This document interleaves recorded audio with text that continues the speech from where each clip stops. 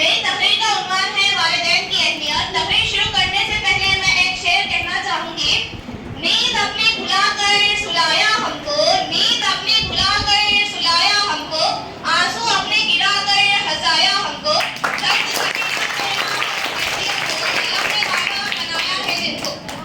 ماں باپ سیڑھی نہیں ہوتے کہ جن پر چڑھ کر ہم بلند ہو جائے اور پھر انہیں فراموش کر دے۔ ماں باپ بچوں کی ڈھال ہوتے ہیں، ایک ایسا درخت جو بوڑھا ہو کر بھی پھل نہ دے لیکن سایہ ضرور دیتا ہے۔ کاش یہ بات اولاد کو وقت پر سمجھ میں آ جائے۔ ہاں، ہمارے ماں باپ ہماری جنت ہی تو ہوتے ہیں۔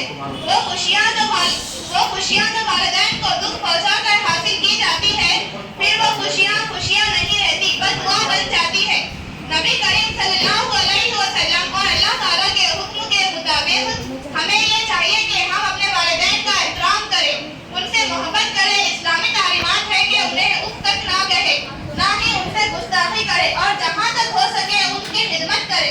جو بھی اپنے والدین کی خدمت کرے گا، اللہ اسے جنت میں جگہ دے گا اور دنیا میں اس کا رزق کشادہ کرے گا، اس کے سارے گناہ معاف کرے گا۔ جو بھی اپنے والدین کا ادب نہیں کرے گا، اللہ تعالیٰ اسے کبھی معاف نہیں کرے گا، بلکہ وہ دنیا میں کبھی کامیاب نہیں ہوگا۔